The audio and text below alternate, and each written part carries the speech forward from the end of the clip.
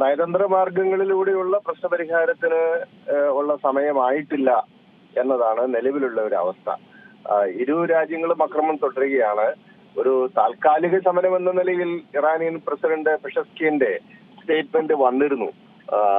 അതേസമയം പാർലമെന്റ് അത് തിരുത്തുകയും തുടർന്നും ഡ്രോൺ ആക്രമണങ്ങൾ ഉണ്ടാകുകയും ചെയ്ത സാഹചര്യത്തിൽ സമീപ രാജ്യങ്ങളിലേക്ക് ഇറാൻ ഡ്രോൺ ആക്രമണങ്ങൾ, മിസൈൽ ആക്രമണങ്ങൾ തുടരും. ടെഹ്റാൻ അടക്കമുള്ള അവരുടെ 134 നഗരങ്ങൾ തുടർച്ചയായ ആക്രമണത്തിന് വിധേയമാവുകയാണ്. അവരുടെ മിലിറ്ററി സംവിധാനങ്ങൾ, അതുപോലെ ഓയിൽ റിഫൈനറികൾ, ഗവൺമെന്റ് ഓഫീസുകൾ തുടങ്ങിയവയെല്ലാം ഇസ്രായേൽ, അമേരിക്ക മിസൈൽ ആക്രമണത്തിന്റെ പരിധിയിലാണ്. അവയെല്ലാം നിരന്തരമായി ആക്രമിക്കപ്പെട്ടുകൊണ്ടിരിക്കുകയുമാണ്. അതുകൊണ്ട് സമാധാന ചർച്ചയ്ക്കുള്ള ഒരു സാധ്യതയും ഇപ്പോൾ നമ്മുടെ മുന്നിലില്ല.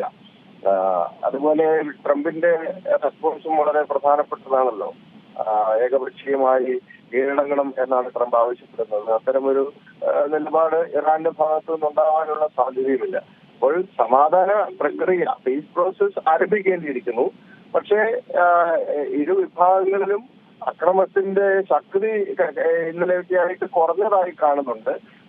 ഒരു പക്ഷേ ഒരു സെറ്റിൽമെന്റിലേക്കൊക്കെ കാര്യങ്ങൾ നീങ്ങിയേക്കാം. പക്ഷേ ഒരു സമീപ ഭാവിയിൽ ഇൻസിഡന്റായിട്ട് ഒരു വെടിനിർത്തൽ കരാർ യാഥാർത്ഥ്യമാവുകയും എല്ലാ രാജ്യങ്ങളും, ഇറാനും അമേരിക്കയും അറബ് രാജ്യങ്ങളും ഇസ്രായേലും ഒക്കെ ചേർന്ന് ഒരു മിഡിൽ ഈസ്റ്റേൺ പീസ് പ്രോസസ് എന്ന നിലയ്ക്ക് ആ മേഖല മൊത്തം സമാധാനം സ്ഥാപിതമാക്കുന്നതിന് വേണ്ടിയിട്ടുള്ള ഒരു വിശാലാർത്ഥത്തിലുള്ള പീസ് പ്രോസസ്സിലേക്ക് കാര്യങ്ങൾ നീങ്ങണം. പക്ഷേ അതിനുള്ള ഒരു തുടക്കം പോലും ഇതുവരെ ആയിട്ടില്ല എന്നതാണ് നിലവിലുള്ള അവസ്ഥ നിരീക്ഷിക്കുമ്പോൾ കാണാനാവുന്നത്.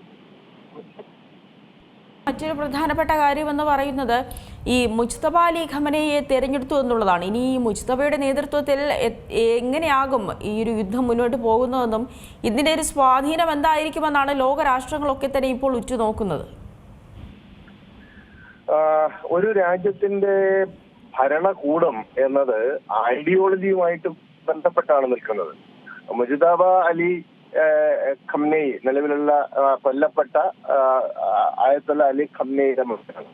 അപ്പോൾ അദ്ദേഹത്തിന്റെ നിലപാടുകൾ പലതും സർക്കാർ വൃത്തങ്ങൾ നൽകുന്ന സൂചന കൂടുതൽ തീവ്രമായ ഇസ്ലാമിക വിപ്ലവത്തിന്റെ ആശയങ്ങളെ പിൻപറ്റുന്ന ഒരാളാണ് എന്നാണ്. അതിനർത്ഥം പുതിയ ഭരണാധികാരി, പുതിയ സർക്കാർ എന്ന് പറയാൻ പറ്റില്ല, പുതിയ പരമോന്നത നേതാവ് തെരഞ്ഞെടുക്കപ്പെട്ട അധികാരത്തിലേക്ക് വരുന്ന ഘട്ടത്തിൽ ഇസ്ലാമിക വിപ്ലവത്തിൽ പിറന്ന ഇറാനിയൻ ഗവൺമെന്റിന്റെ വിദേശ നയത്തിലോ അതിന്റെ ആഭ്യന്തര നയത്തിലോ അത് മുന്നോട്ട് വയ്ക്കുന്ന രാഷ്ട്രീയ പ്രത്യയശാസ്ത്രത്തിലോ യാതൊരുവിധ മാറ്റവും വരുന്നില്ല.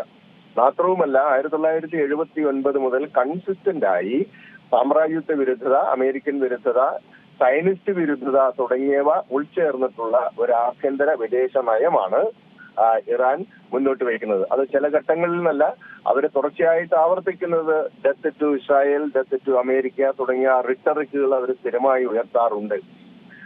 ഖത്തമിയെ പോലെയുള്ള ചില പരിഷ്കരണവാദികൾ അവിടെ പ്രസിഡന്റായി വന്ന സന്ദർഭത്തിൽ പടിഞ്ഞാറൻ രാജ്യങ്ങളുമായിട്ടും അമേരിക്കയുമായിട്ടൊക്കെ ഒരു നെഗോഷിയേറ്റഡ് സെറ്റിൽമെന്റിലേക്ക് ഇറാന്റെ വിദേശ നയത്തെ മാറ്റണം, സമാധാന പ്രക്രിയ ആരംഭിക്കണം എന്നൊക്കെയുള്ള അഭിപ്രായമുള്ളവരായിരുന്നു. പക്ഷെ അവർക്കൊന്നും പരമോന്നത നേതാവിന്റെ കീഴിലാണല്ലോ പ്രസിഡന്റ് അടക്കം നിൽക്കുന്നത്. സ്വതന്ത്രമായിട്ട് ഒരു നയം രൂപീകരിക്കാൻ അവർക്ക് കഴിയില്ല. പരമോന്നത നേതാവിന്റെ നേരിട്ടുള്ള നിയന്ത്രണത്തിലാണ് വിദേശ നയവും ഇറാനെ സംബന്ധിച്ചിടത്തോളം. അതുകൊണ്ട് ആ ഒരു പ്രക്രിയ ഒന്നും അധികം മുന്നോട്ട് പോയില്ല.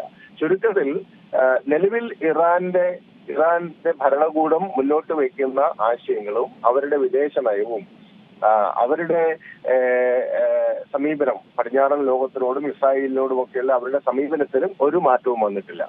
ഇസ്രായേലിനെ സംബന്ധിച്ചിടത്തോളം അവരെ അറബിക്കടലിൽ മെഡിറ്ററേനിയൻ കടലിൽ ലയിപ്പിച്ച് കളയുക എന്നുള്ളതാണ് അവര് പലപ്പോഴും മുന്നോട്ട് വയ്ക്കുന്ന കാര്യങ്ങൾ. അതേസമയം ഇസ്രായേലാകട്ടെ from river to river, Euphrates മുതൽ നൈൽ നദി വരെയുള്ള വിശാല ഇസ്രായേൽ രൂപീകരിക്കണം എന്ന ലക്ഷ്യവുമായിട്ട് സയനിസ്റ്റുകളും മുന്നോട്ട് പോവുകയാണ്. ഏറ്റവും പുതിയ വാർത്തകളും വിശേഷങ്ങളും വിരൽത്തുമ്പിലറിയാൻ സീ മലയാളം ന്യൂസ്.